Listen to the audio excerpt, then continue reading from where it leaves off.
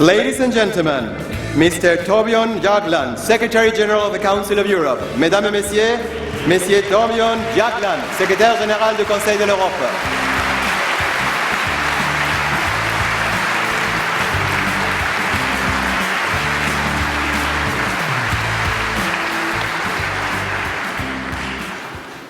Dear friends of the Council of Europe, our story is an inspiring story.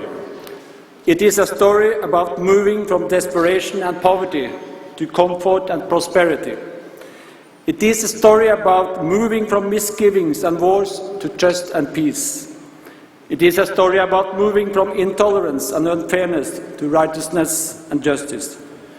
Today we pay tribute to the handful of people who laid the foundation for our work, to the great men and women who 60 years ago drafted our statute, knowing that they were acting on behalf of millions of their fellow Europeans.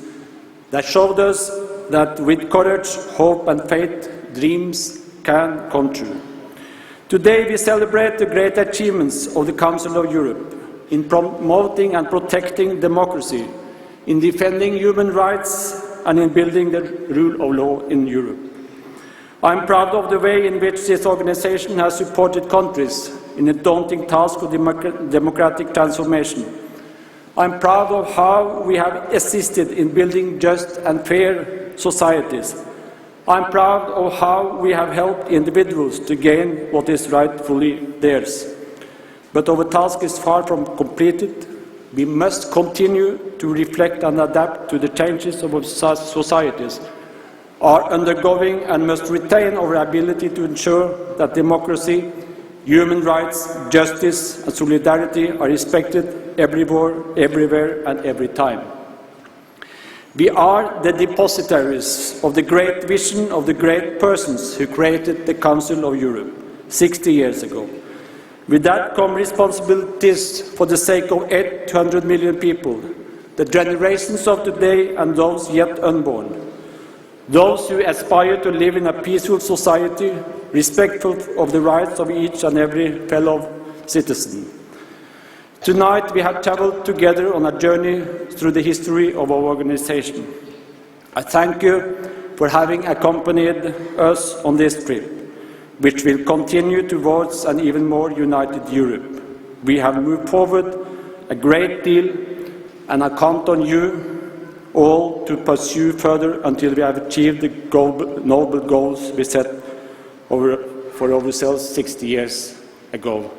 I would like to, Human Rights Commissioner Hammarberg and also the youngsters here, they inspired me to tell you a story. This is not translated on the screen. Because they inspired me to tell you a story. When I met with Willy Brandt, another Nobel Peace Prize laureate, I had the pleasure to meet him several times in Bonn.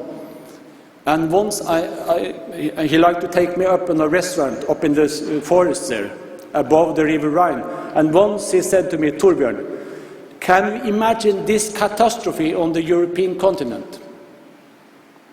At the end of the day, the Allied forces had no other alternative but to land the forces on the beaches of France. They knew for sure that thousands of young men were killed in the first minutes, but there were no other alternative. And the Russians came from the other direction with all the sufferings for the Russians, for the Ukrainians, for the Poles and the Germans. Why this catastrophe? Well, there were many reasons. But one was when the Jews were persecuted.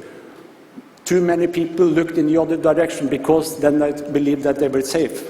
But at the end of the day, no one were safe.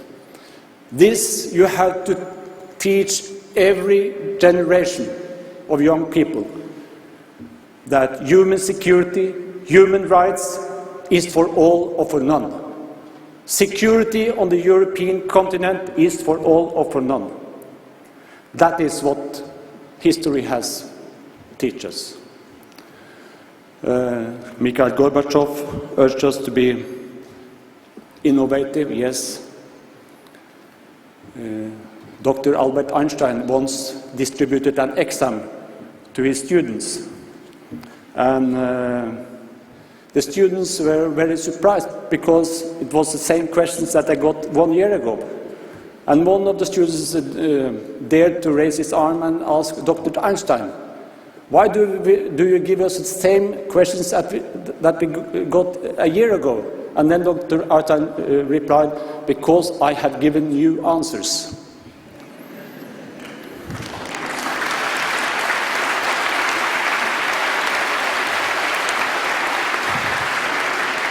Yes, we have to keep the goal, but we do need to have new instruments, new mechanisms, and new ideas. I do hope that the Council of Europe can be a laboratory of ideas, which we urgently need on the European continent. It is a miracle what has happened here. And it is nearly a fairy tale. Therefore, I'm very pleased that a fellow citizen of me, namely Rybak, who won the European Song Contest with his famous song, Fairy Tale. So therefore, I'm pleased that we can continue with this. Thank you very much.